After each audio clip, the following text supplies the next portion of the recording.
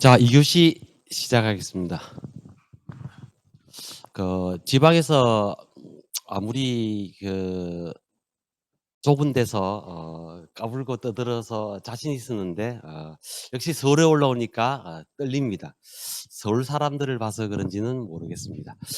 자, 두 번째 시간에 이제 사례부터 말씀드리고 어 다음 이야기를 좀 이어가겠습니다. 자, 이 사례도 이제 건설업 관련이죠. 정보통신공사업인데요. 시작은 이제 부산의 어느 세무사님이 "이런 일이 있는데 해결 가능하겠느냐?" 어 우리의 입장은 뭐냐? 오브 코스. 왜? 내가 안 되면은 세무사님이 계시고, 내가 안 되면 여러 선배님 계시고 뭐 하면 되지. 그래서 갔습니다. 어 첫 번째 미팅을 갔을 때 제가 이거 잘 안 보이시죠? 그 교재에서도. 내용이 중요한 게 아니고 과정입니다 그냥. 다만 이제 제가 이 내용은 여섯 번째 만났을 때 승부를 지으려고. 첫 번째 만날 때 뭐 했고요. 두 번째 만날 때 뭐 했고요. 세 번째 만날 때 뭐 했고요. 네 번째도 이랬고 다섯 번째 이랬는데 오늘 좀 심하게 좀 하자. 제발 계약을 하자. 아 그런 각오로 이제까지 했던 내용을 싹 정리해 가지고 뒤에 마무리하고 계약을 했던 건인데, 우선은 음 차명이 제일 문제였습니다. 현재 이 회사의 기업 가치가 한 140억 정도. 그리고 3 명의 차명 주주가 있는데 3 명의 지분이 40% 정도.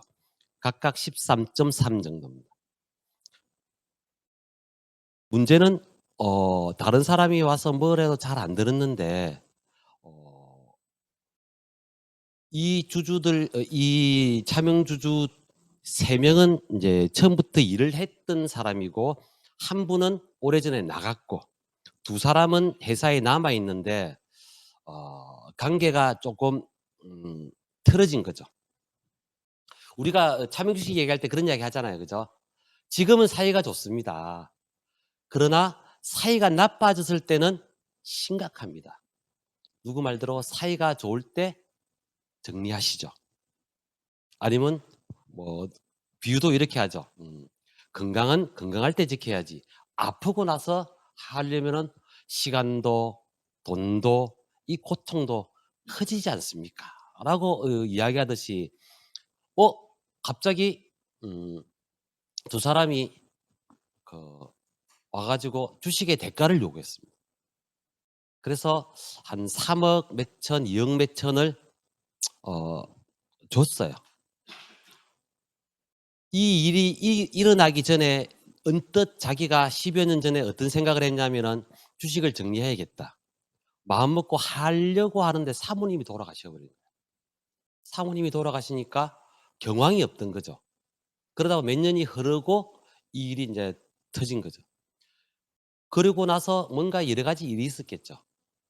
그래서 이제 담당 세무사님이, 기장하시는 세무사님이 이제 몇 번 인제 의뢰한 게 있어 가지고 "이것도 한번 만나 보겠느냐."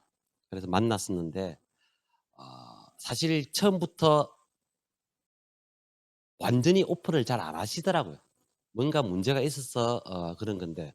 그래서 제가 1차 미팅 때는 최대한 볼 수 있는 차명에 대한 거, 그리고 분석을 해 보니까 가지급금에 대한 거, 지분 구조로 본다면 당연히 또 어 되돌려 받더라도 본인이 100%, 기업 가치 140% 140억 인데 승계의 문제도 있겠다. 그래서 세 단계로 해서 AP를 준비했습니다. 그래서 이거를 하고 나서 느끼는 게 오지랖이 너무 넓어도 피곤하다. 왜? 클로징 하나에 집중이 안 되고 여러 가지가 되다 보니까 이거는요, 이거는요, 이거는요 하다 보니까 시간이 여기까지 간 거예요. 그래서 그건 스스로 반성을 하고 다음부터는 '내가 염두에 두되 집중을 해 주자.' 역시 인제 이글 분들, 그런 분들 보면은 선택과 집중이 정말 뛰어난 분들이다. 기원받기 위해서는 제가 이렇게 해야지 어쨌든 넘사벽인 분들이 많더라고요. 그래서 어 실패라기보다는 쪼끔은 이제 힘들었던 게 어쨌든 그래 갔더니 "좋다. 해 보자고." 했어요. 그래서 몇 가지를 자꾸 보길래 1 차, 2차 뭐 넘어가요. 그러다 보니까 인제 한 번은 포항으로 오겠대요. 그래서 제가 농담으로 이랬죠. "진짜 사무실에 있기는 있는 거야? 아니면은 사기꾼 아냐?" 이런 어떤 뉘앙스? 그 쪼끔 있더라고요. 오긴 왔어요. 그래 가지고 몇 가지 이야기하는데 여전히 계약은 자꾸 딜레이해요. 어 자기 말로는 "구두 계약도 계약이니 하면 되지." 환장하겠다. 그래서 인제 그때 결과는 인제 이 차명 주식을 어떻게 정리할 것이냐. 어 일단은 두 사람은 소송을 가야 된다는 것은 인제 이미 파악이 되죠. 그죠? 어 이미 또 소송은 내 몫은 아니죠. 변호사 영역이니까 우선은 어 우리 사례를 가지고 어떠한 근거를 변호사에게 제공을 하고 준비를 해 줘야 이게 이제 진행될 텐데 그런 건 준비하고 먼저 하려면은 이 세 사람이 똑같은 경로로 입사를 하고 이제 전직에서 같이 나와서 독립을 한 거니까 똑같이 입사를 하고 주식도 이렇게 똑같이 돼 있고 한 사람은 나가서 자기가 따로 독립을 해서 일을 하고 있으니까 이 사람이 확실히 인정한다라면은 재판에서는 유리하겠다. 그래서 이분부터 우리가 차명에 대해서 확약을 받자. 그래서 명신탁 사실 확인서를 만들어서 찾아가서 받아왔어요. 그리고 당장 인감증명서 떼서 당연히 인감도장 찍었고 그리고 어 근거가 있었어요, 제 나름대로. 저는 인제 좀 복잡한 일 이런 것들은 이성현 세무사한테 많이 부탁을 하는 게 세무 공무원 입장에서 많이 지적을 해 주세요. 이런 게 갔을 때 이런 것들을 조사관들을 쪼끔 고민하게 하고 아니면은 의심하게 하고 전화 가게 하는 이런 것들을. 그러면은 '나는 어떻게 하지?' 다시 해 보고 이렇게 진행을 하는데 어 앞에 내역을 보니까 배당을 한 4-5번 했어요. 작게는 1억, 1억, 1억, 4억, 5억 이 정도로 된 데도 있어요. 그러면은 1 억씩 할 때는 원천 징수로 끝나니까 그 사람들은 몰라도 돼요. 모르더라고 일단은. 근데 4억, 5억을 할 때는 급여 플러스하면 종합과세가 꽤 됐을 텐데 이 세금을 누가 냈느냐? 아니면은 그 배당금을 준 적이 있느냐? 당연히 한 번도 주지는 않았어요. 그걸로 가지급금들을 앞에 발생되는 걸 정리해 왔기 때문에 안 줬어요. 그래서 기장하는 세무사님한테 그때 당시 배당을 했을 때 소득세 신고한 걸 내역을 좀 다오 해서 대표님 거 그리고 각 주주들 거 보니까 역시 종합과세 돼 가지고 4천만 원 정도를 더 낸 게 에 나타나 있더라고요. 그래서 그거 첨부하고 정리를 좀 해 놓고 이제 그러면은 어우 긴장이 좀 풀리려니까 인제 목이 그렇게 준비를 해 놓고 우선은 뭐 더 이상 배당을 할 수도 없잖아요. 그죠? 어차피 뭐 이런 상황이니까 여러 번 한 것도 있고 그러면은 명의신탁 해지 계약을 12월 말에 하고 내년 3월 달에 주식 변동 상황 명세서를 제출할 때 그만큼은 해소한 걸로 하고 그렇게 준비를 하자. 그랬을 때 재판이 먼저 일어나더라도 이것은 근거가 될 테고 두 번째 재판에서 빨리 그 결과가 나온다라면은 그 자체도 이것이 차명이랐던 근거가 될 테니까 "이렇게 준비를 합시다."라고까지 해서 5차 미팅을 마쳤어요. 그래도 계약을 안 해요.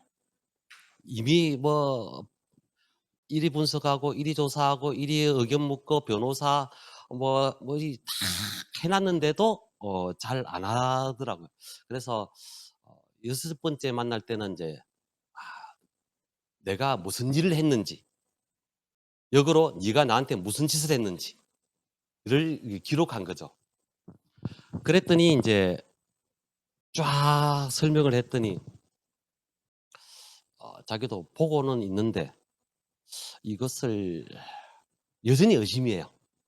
그래서 제가 이때 이날 계약을 안 한다라면은, 왜냐하면 그분의 마음에는 뭔가 있는 게, 몇 년 전에 삼성생명인가에서 어 계약을 하고 진행이 안 됐던 거예요. 그러니까 '보험회사 못 믿겠다.'라는 게 깔려 있어요. 그리고 그러면 담당 세무사가 저한테 소개를 했기 때문에 믿어야 되잖아요. 그런데 그런 이유가, 저하고 있으면 세무사에 대한 불만이 이만큼 나와요. 제가 이 회사가 차입금이 없어요 그냥 거의. 그러다 보니까 그 규모의 가지급금에 대해서 4.6%의 인정이자를 물고 있는 거죠. 그래서 제가 인정이자가 1억 8천 나오니까 경영이 정기 1,000만 원을 하더라도 1,500만 원을 하면은 딱 1억 8천, 어 쓸데없는 이익이 이만큼 나 가지고 법인세 내고 있는데 경영이 정기 그만큼 넣자라고 이야기를 했었는데, 삼성에서는 500 한다는데 왜 너그는 그러냐. "일단 500으로 시작합시다." 라고 한 게 이까지 왔어요. 그랬더니 인제 인정이자를 그러면 어떻게 할 것이냐. 중간에 이랬죠. 4.6%는 굉장히 높은 이율이다. 원칙은 가중평균 차입이자율이다. 뒤에 좀 부연 설명이 있습니다. 어 가지금 인정이자 가지고 어떻게 또 어프로치를 하거나 좀 PT를 할지. 그러면은 결국은 페널티가, 지급이자 송금 불산입을 하는 이유가, 이 돈을 빌려서 사업에 썼다라면 경비로 인정해 줄게. 그런데 사업에 안 쓰고 네가 가져갔잖아. 네가 가져갔으면은 결국은 이 돈을 네가 안 가져갔다라면 이 이자 낼 필요 없잖아.'가 인제 지급이자 송금불산입인데, 그러면은 자, 원칙이 이 인정이자율이 가중평균 차입이자율이라는 게, 결국 내가 은행에서 2%를 빌려왔다라면은 그 2% 만큼의 이자를 안 냈을 거 아니야. 그러면 니도 2% 내가 되니까, 그러면은 이 가중평균 차입이자율을 적용하기 위해서 어 차입금을 만들자. 물론 여러 가지 또 의문이 있을 거예요. 뒤에 말씀드리겠지만. 그러면은 그래 보자 했더니, 그 6차 미팅에서 뭘 하냐면은 앞에서도 세무사는 왜 이런 이야기를 안 하냐고. 이런 불만이니까 나도 못 믿고 거기도 못 믿는 거예요. 못 믿는 사람이 소개해 준 거지. 그래서 6 차에서는 좀 승부를 띄우자. 그래서 이야기를 했습니다. 이렇게, 이렇게 얘기하니까 결국은 또 며칠 생각해 보겠대요. 어 아니 이제까지 생각하시고 또 그렇습니까? 자기가 결국은 제시하는 게 뭐냐면은, 인제 제가 금액을 잘 이야기 안 했던 이유가, 생각을 해 보면 이럴 거예요. 자, 차명 주식이 한 60억 정도 금액상, 차명주주 3 명, 그리고 문제 있는 차명주주 2 명, 가지급금 규모 38억, 가업승계에 대해서 뭔가를 하더라도 140억, 이 세 가지 일을 계약을 500만 원 받고 다 해 달라는 거예요. 근데 보통은 저는 그냥 받아들입니다. 왜냐하면은 진행 과정 속에서 신뢰를 얻거나 필요하면은 추가를 계속 해 왔고 대부분 하기 때문에. 그런데 이까지 온 사람이라면은 안 할 것 같아. 특히나 그 소개해 준 세무사님이 학답을 으 받든지, 아니면은 업무의 범위를 어 가지것까지만 정리를 하고 이걸 남겨 두자는.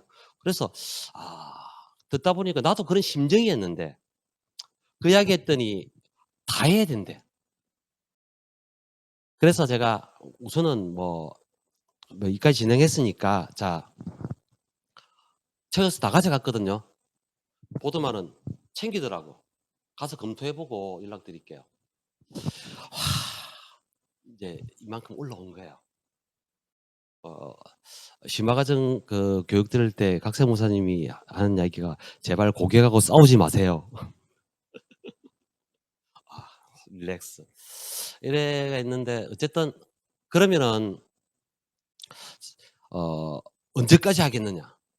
"뭐 월말까지 뭐 답을 드릴게요." 이러더라고.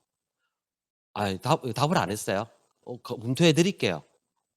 그래서 제가 "다음 주 화요일까지 결정을 해 주십시오. 대표님은 저한테 6 차례 만나면서 이렇게, 이렇게 요구를 했고 저는 결국은 대표님의 요구를 다 들어 드렸는데 그에 대해서 이것을 하지 않느냐." 자기가 하는 말이 "구두 계약도 계약인데 또." 그래서 "화요일까지 확정해 주십시오." 단호하게 이야기하고 인제 헤어졌는데 답을 안 했어요. 그리고 이제 심화 과정을 갔죠.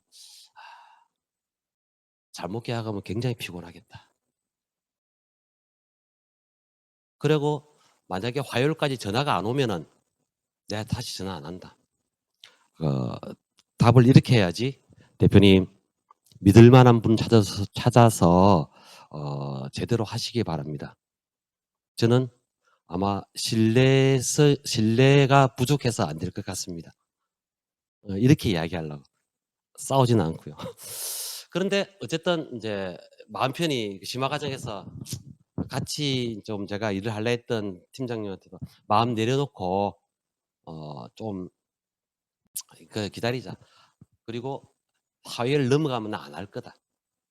그랬는데 이제 그냥 마음 편히 있었어요. 뭐 마음을 내려놓고 있는데 화요일 아침 10 시가 되기 전에 전화가 왔어요. 사실 계약을 우리가 추진하지만 대부분 계약은 마지막 클로징까지 들고 가 가지고 싸워서 거의 가져오잖아요. 그죠? 연락 준다는 대표님 연락 안 와요. 우리끼리 이야기지만 안 와요. 근데 10시 전에 전화가 왔더라고요. "합시다." 이러더라고. 그러면 인제 제 예상은 잔소리가 아니면은 뭐가 굉장히 뭔가 많이 나올 것 같았다고. 그다음 말이 충격적입니다. 잘 부탁드립니다. 어이씨. 그래서 인제 목요일 날 인제 청약서를 보니까 딱 보니까 상년월이 지나 가지고 청약서를 못 써요, 가져갔던 게. 그래서 다시 또 부탁해서 만들어서 부산의 팀장님한테 보내서 이제 사인을 받게 하고 그다음에 인제 그 청약서를 들고 포항까지 왔어요. 그래서 접수를 했는데 그거 하면서 인제 팀장이 그랬대요. 이거 정리해서 포항에 가서 정지점장하고 소주 한잔 하고 그래 올 예정입니다."라고 했대요. 그랬더니 그 대표님이 뒤에 전화가 왔어요. "자 서류 다 했으니까 이제는 정말 잘 부탁드린다."고. 그러면서 하는 이야기가 "아니 나한테는 뭐 소주 한잔 하자 소리 안 하더만." 이런 소리를 하는 거예요. 얼마나 친했다고. 그래서 무슨 말씀입니까?" "아니 오늘 백 팀장이 올라가면 소주 한잔 한다는데 나한테는 왜 그런 이야기를 안 하냐."고. "다음에 내려갈 때 같이 한잔 하겠습니다." 인제 이렇게 해 가지고 찬스를 받았고 이제 제 각오는 그렇습니다. 그분이 나한테 그렇게 단단히 물었던 것처럼 이제 물론 뒤에 이제 하다 보니까 나오는 것들이 말하지 않은 것들이 꽤 있어요. 그래서 '내가 서류를 다 만들어서 이걸 사인 받고 시작해야겠다.' 중간중간에. 그러다 보니까 그동안 세종의 세무사님들이 "이거 사인 받아 와라. 확인 받아 와라." 심정이 이해가 가더라고.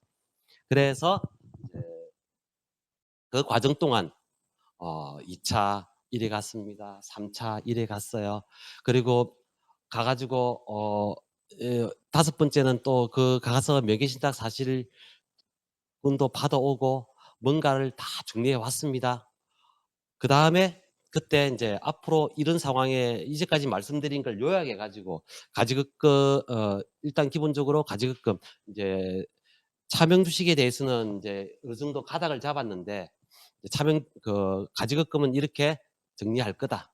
그리고 솔직히 가업승계 할 때 추가 계약 안 하면 가로치고 사람입니까? 그죠? 라고 생각하고 하는 동안은 또 열심히 해야죠.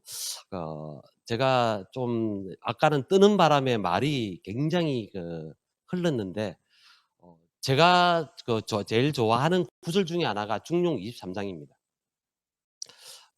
물론 다 읊고 뭐 하라면 하겠지만은 또 떨려서 틀릴까 봐. 박생 목사님이 거의 한자를 잘 안 쓰세요. 틀릴까 봐. 저도 갑자기 평소에 아는 건데도 잘 기억이 안 날 때가 있더라고요. 근데 그게 제일 마지막에 유천하 지성이야 위능하니라. 하늘 아래 오로지 지극히 정성을 다하는 자만이 능히 화하게 할 수 있다. 변하게 할 수 있다. 아니 생육되게 할 수 있다. 뭔가 결국 우리가 이렇게 노력하는 것도 계약이고 그리고 충실하게 하는 것도 그 이유인데 앞에 내 스스로 지극히 정성을 다하지 않고 대표님이 못 알아듣는다, DB가 이렇다, 뭐, 그런 이야기를 스스로 하기 싫더라고. 하다 보니까 다 남 탓되지. 물론, 내 탓이로 소이도, 뭐 그런 이야기만, 또 발음이, 내 탓이로 소이다 하자는 이야기가 아니라 뭔가 내가 할 수 있는 것들은 준비하자. 예, 그래서 어쨌든 지극히 정성을 다하겠다. 자, 어, 조금 이제 오늘 보니까 경기도사 재무관리 선배님들이 계시네요. 미리 아는 분도 있고 또 나도 사실 이렇게 있다고 하길래 좀 익숙하겠지만은 이제 우리가 조금 이제 모르는 이 사항을 모르는 입장에서는 뭐가 헷갈리냐면은 실질 자본이라는 게 굉장히 헷갈립니다. 그 아까 시공능력 평가할 때 분명히 실질 자본 곱하기 평점이 돼 있거든요. 근데 거기서 나오는 실질 자본하고 여기서 하는 거하고 완전히 다릅니다. 거기서는 가지급금이 있더라도 매출 채권 해놔도 별로 신경 안 씁니다.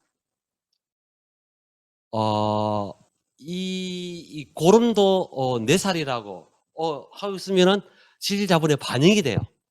그 모수를 기반으로 경영평점이 나오죠. 그것도 자산이라고 차입금 의존도도 낮을 수 있는 거고 또 실질 자본이라 해가지고 시공능 평가가 올라가는데 이유는 그거 평가하는 데가 어디예요? 물론 국토교통부가 주관을 해야 되는데 다 못하잖아요. 그 관리를 대한건설협회 아니면 대한전문건설협회에 위임을 해놨잖아요. 협회에서 이제 서류를 받아서 그 다음에 평가를 해서 내보내는데 굳이 이 업체들이 다 누구예요? 회원사입니다. 회원사고 회비를 내고 출자금을 내고 그래서 건설업에 보면은 특징이 출자금이 많이 보일 거예요. 또 배당 소득이 보일 거예요. 대부분 이제 그런 데는 회원사로 가입하고 있다는 거고 아예 그게 없다라면은 입찰이고 시공 능력이고 별로 중요하지 않다. 뭐 그냥 우리끼리 할란다. 정도 같으면 모르겠지만 대부분 그렇게 돼 있단 말이죠. 그러니까 협회 입장에서는 굳이 다 끌고 가지고 이거 부실이야, 부실이야, 부실이야, 부실이야 해가지고 확 낮춰버리면은 회원들이 불만이 많을 거 아니에요, 그죠? 그래서 재무제표를 쫙 봤을 때 특별한 게 없으면은 그야말로 화장이라도 잘했으면은 그냥 놔두는 거예요. 그래서 시공능 평가는 이리 나오는데 문제는 기업 진단, 즉 실질 자본 심사를 받는다라면은 엄격해집니다. 예전에 뭐 성수대교, 삼풍 아파트 뭐 이런 이제 여러 가지 사고 이후에 굉장히 관리가 강화된 게 회사에 이런 이제 자본이 부실하다라면은 공사가 중단되거나 아니면은 또 공사를 했지만은 공사 자체가 부실해지면 국민 안전과 재산에 막대한 영향을 끼치기 때문에 건설업은 확실히 관리해야 된다가 되어 있습니다. 그러다 보니까 전에는 3년에 한 번씩 이 진단을 의무적으로 받았어요. 그러니까 보통 그때는 이런 식으로 얘기했죠. 받는 해는 신경 쓰고 안 받는 해는 좀 넘어가고 라고 했는데 어느 순간 어 갑자기 제도를 바꿨습니다. 실태조사라는. 그 이야기는 뭐냐면은 주기적 심사 안 해도 된다. 그러나 언제든지 할 수 있다. 야, 세대 맞고 말지. 언제 어떻게 몇 대를 때릴지는 모른다. 사람 공포스럽지 않습니까? 그죠? 그러니까 매년 결산에 신경을 쓸 수밖에 없어요. 그래서 예를 들어서 뭐 지방자치단체에서 사고가 나면 곤란하잖아요. 그러면은 그 관리부서에서 저거 실태조사가 필요해 하면은 이제 주기적 심사를 할 때는 우리가 선택을 해서 심사 보고서를 올리면 되는데 그 실태조사를 받는다라면은 과연 내가 선택할 수 있나요? 아니다. 엄격하게 하기 위해서 삼자를 파견할 거라고. 그러면은 그 사람 입장에서는 빡빡 긁어내야죠. 왜? 일을 주는 데가 지방자치단체 아니면 뭐 어쨌든 관공서니까. 이 입장에서는 굉장히 깐깐하게 할 거라고. 그러다 보면은 어떻게 되느냐? 실질 자본이 단 1 원이라도 모자란다. 자본금에서. 일단 영업 정지입니다. 이 기간 내에 그러니까 그때는 어 기왕에 하고 있는 공사는 할 수 있어요. 근데 새로 발주를 못 받습니다. 계약을 못 합니다. 그리고 이 기간 내에 이것을 어 회복을 해라. 근데 그걸 다 못했다. 면허가 취소돼 버립니다. 그렇다면은 이 건설업 입장에서는 면허가 취소된다는 것은 사형 선고입니다. 병원의 의사가 의사 면허가 박탈됐다. 병문을 열 수가 없죠. 건설업이 그렇죠.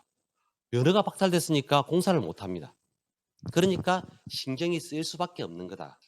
그러면은 이 진단 내용을 제가 여기서 설명을 해 가지고 이해됩니다. 그게 아니라 문제는 시공 능력은 그렇게 받으면 되겠고 만약에 실태 조사를 한다라면 아니면은 어 어떻게 대응하느냐 그것도 나중 문제예요.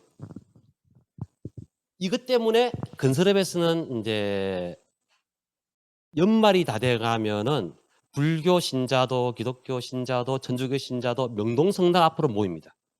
명동성당 앞에 가서 시위를 하느냐. 그 앞에 명동 사채시장이 있죠. 사채시장에서 몇 억씩 빌려갑니다. 그러면은 그 이자가 싸느냐? 만만치 않습니다. 그 당시 제가 물어본 대표님은 1 억당 한 달 빌리는데 800만 원. 엄청나죠?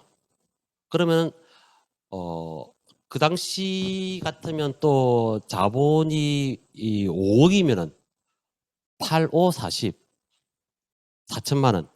문제는 한 달을 빌리지 않습니다. 보통 2 달을 빌리죠. 왜 심사를 할 때 2 달간의 앞뒤를 한 달을 갖다가 기준으로 평잔을 계산하는데 앞뒤로 조사를 합니다. 갑자기 확 빠졌다든지 갑자기 들어왔다든지 그런 것 때문에. 그러니까 결국은 2달 전에 빌려서 심사 받고도 좀 더 있어 그다음에 인제 그것을 빼서 갚으니까 8천만 원 이자 나갔어요. 그러면은 그 8천만 원을 대표님이 집에서 가져왔겠습니까? 결국 또 그게 가지급금이죠. 자, 그러면은 이제 건설업의 특징이 그렇죠. 그죠? 대단히 무슨 설비가 필요한 게 아니고 부지가 필요한 게 아니에요. 분양하는 데가 아니면 일반은 그냥 용역이잖아요. 사무실 있으면 돼요. 그러면 중장비 임대하면 돼요. 부르면 된다고요. 그러다 보니까 사무실의 재산은 회사의 재산은 극히 없어요. 직기 비품 외에는 사람밖에 없죠. 그런데 들어오는 것은 뭐다? 현금이에요. 그러다 보니까 실제로 가지급금을 많이 쓰기도 하겠지만은 또 업계의 가령상 돈을 어디론가 전달을 해야 뭔가가 이루어지더라. 누구 말대로 아무것도 하지 않으면 아무 일도 일어나지 않는다. 처럼 관행처럼 이제 그런 것들이 많았던 거죠. 그죠? 그러다 보니까 인제 가지급금이 있어요. 조사하면 다 나와요. 그죠? 그런데 어 왠지 자본금이 모자랄 것 같아요, 항상. 그러니까 회계사무소하고 이야기를 해요. 그러면은 회계사무소는 뭐라고 이야기하냐면은 자본금이 5억이 필요하다. 5억 빌려 넣으라고 해요.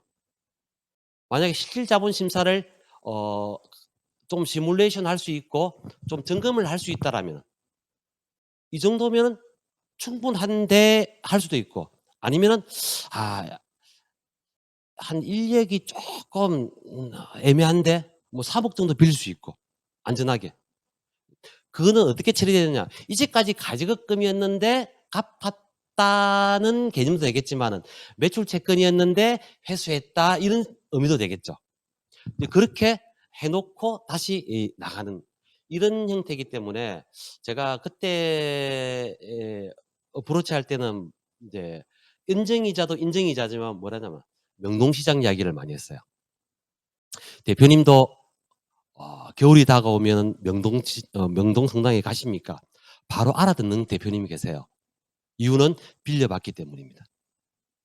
시국에 대해서 좀 민감한 분들 학생권 출신의 분들이라면은 명동 성당 이야기하면은 '시위하러 갔냐.' 했겠지만은 건설업의 그분들은 '돈 빌리러 가 봤냐.'가 되니까 구원의 어떤 이 제스처가 되죠. 그래서 근데 얼마를 빌립니까? 얼마다. 근데 왜 그만큼 빌립니까? 회계사무소에서 빌리라 하니까. 그러면 제가 검토를 해본 결과 그러니까 이 프로그램이 있어요. 협회마다 있는데 지도사 협회는 이 폼을 써요. 그러면은 그 폼을 가지고 미리 재무제표를 다 입력을 해 보고 그리고 어 이제 가지금으로 인정될 만한 것 빼고 또 소위 그냥 기본적으로 부실로 보는 것들을 빼고 정리를 해 보면 '충분한데?'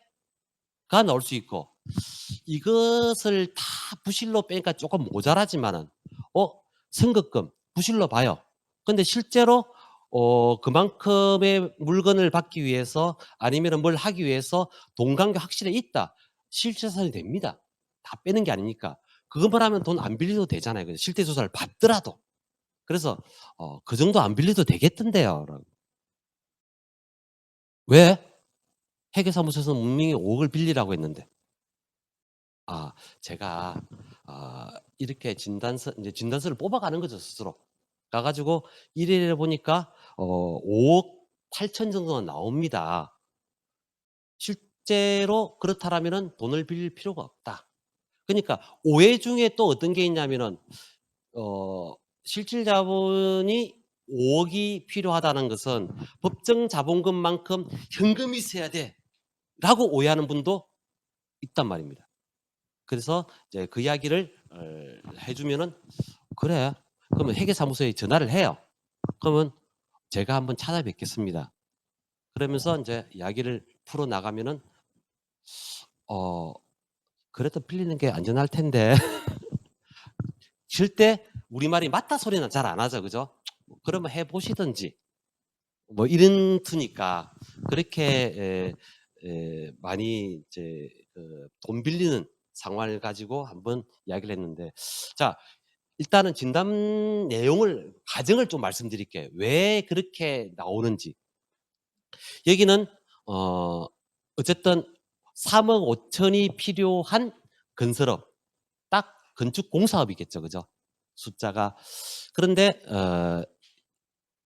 모든 것을 다 평정을 해 보니 7억 5천이 나왔다라고 하는 것은 돈 빌릴 필요가 있다 없다? 없다.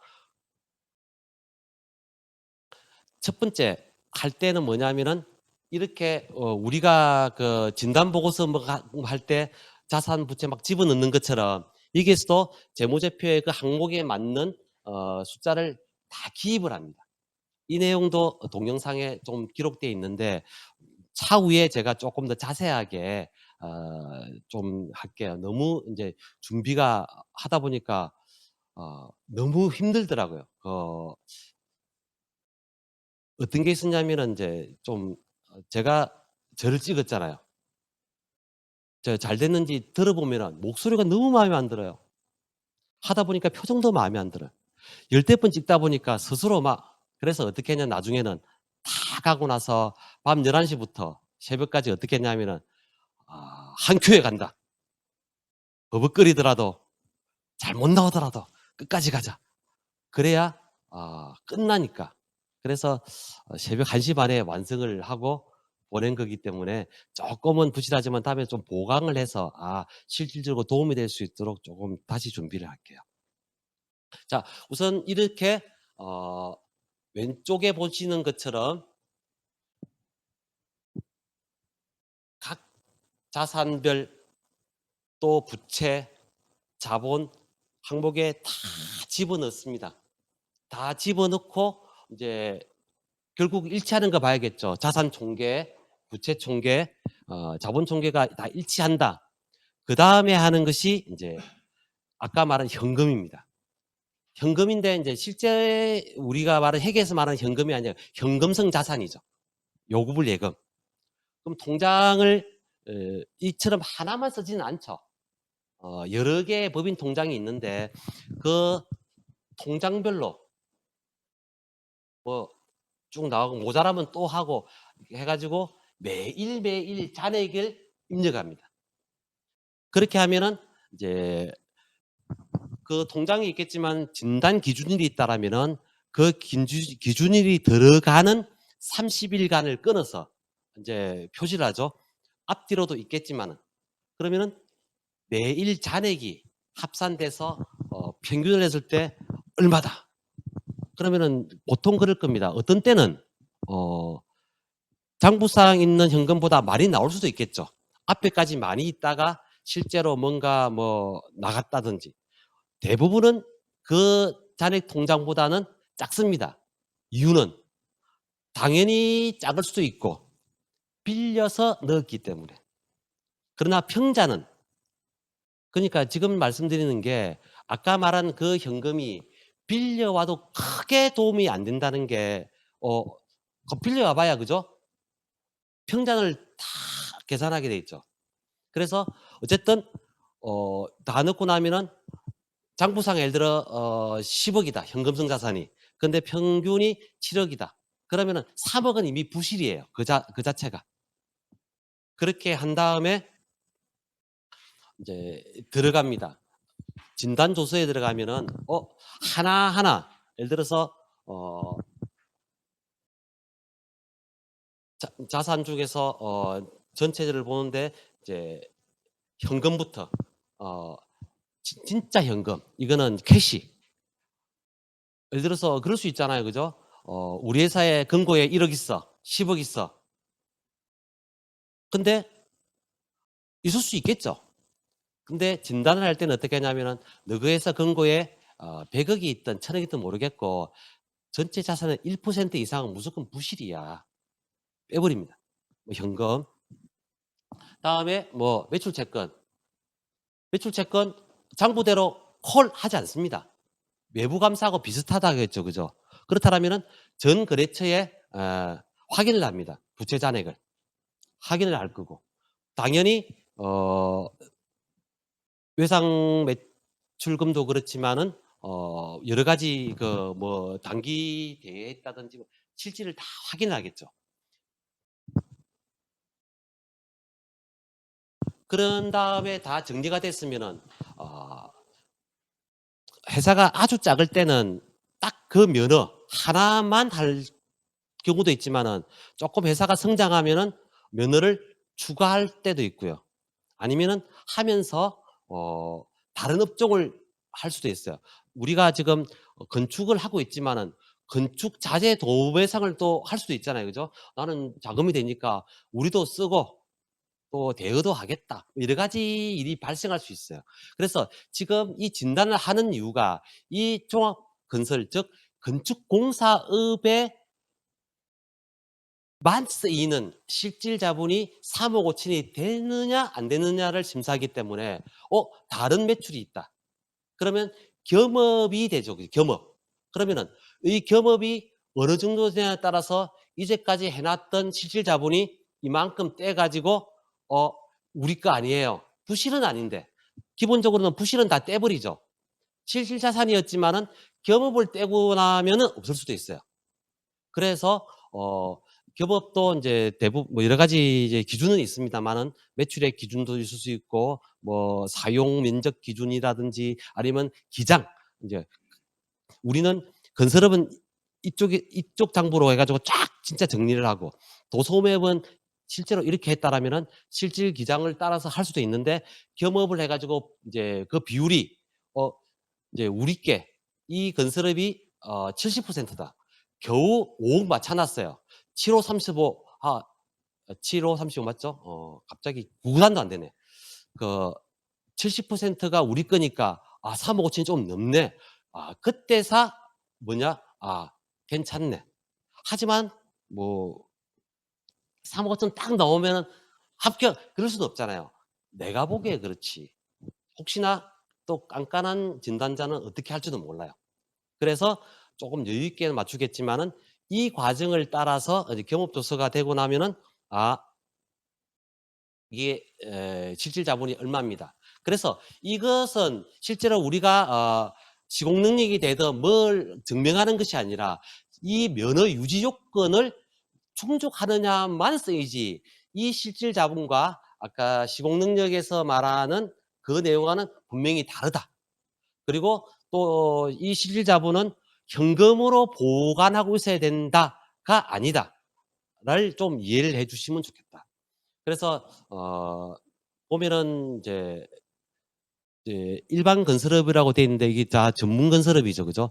전문 건설업, 종합 건설업입니다. 우리 뭐 잘 아는 토목, 건축도 있지만은 어 건축 토목 건축 공사업이 같이 할 수 있는 면허도 있죠. 그거는 똑같습니다. 5억 3천 3억 5천이니까 8억 5천. 그리고 인제 잘 못 보시지만은 산업환경설비공사업 굉장히 높습니다. 조경공사업도 마찬가지. 조경식재라든지 여러 가지 단종도 있지만은 종합면허가 이제 5 억이 되니까 건축공사업보다 높죠. 그죠? 그래서 쪼끔 외곽으로 나가면 조경공사업의 업체들도 꽤 만날 수 있어요. 나머지는 이제 전문건설업 여러 가지. 예전에는 이거보다 면허가 굉장히 많았습니다. 그런데 어느 순간 비슷한 것은 묶어서 하자. 너무 복잡하다. 그래서 대업종화해 가지고 몇 가지 이런 것들을 지금은 실내 건축 공사업도 있지만 예전에는 도장 섭식 방수 하나, 석공 사업 하나 뭐 여러 가지 해 가지고 인제 나눠져 있던 것을 그러다 보니까 또 어떤 걸 발견할 수 있냐면은 그런 면허를 각각 가진 회사가 있었어요. 그런데 이게 통합되고 3 억이 필요했는데 어 1억 5천만 있어도 충분하죠. 여유가 생긴 거죠. 진단받을 때도 그렇지만은 소위 건설업에서 우리가 인제 자주 접했던 게 뭐냐면은 기본적으로 건설업은 자본금이 높다. 자본금이 높다 보니까 소위 CEO 소각, 액면 소각을 하기에 효과가 제일 큰 데가 여기다. 그러니까 법정 자본금은 그대로 놔두고 이익여금만 이렇게 해서 소각을 해도 괜찮겠다. 그런데 자기들은 시공능 때문에 뭘 빼기를 주저한다. 조금 전에 말씀드린 대로 1 교시에 이것을 경영평가액을 어떻게 하냐에 따라서 이렇게 보전이 될 수도 있다. 이거 아니라도 우리가 그런 이야기를 했을 거예요. 일반 제조업에서도. 이래 되면은 부채비율 높아지잖아. 대표님, 대표님 회사의 토지가 산지가 꽤 돼 가지고 이만큼 빼더라도 재평가를 받으면 이만큼 올라가니까 부채 비율이 더 낮아집니다. 뭐 이런 것처럼 건설업에도 이런 기회가 꽤 많더라.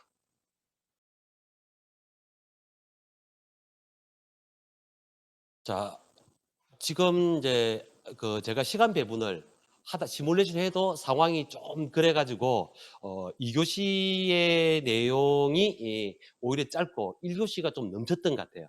그래서 어찌 보면은 3 교시 내용도 꽤 많거든요. 그래서 3 교시 제 스스로 한 3 교시입니다.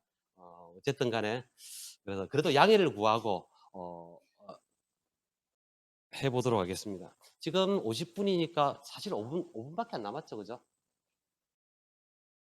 5 분밖에 안 남았으니까 쉬었다가 10 분에 다시 시작하겠습니다. 아 시 어 시 10 분이 아니고 너무 기니까 5 분에. 그래 가지고 11시 55 분에 마치는 걸로. 요 쉬었다가 3 교시에 뵙겠습니다.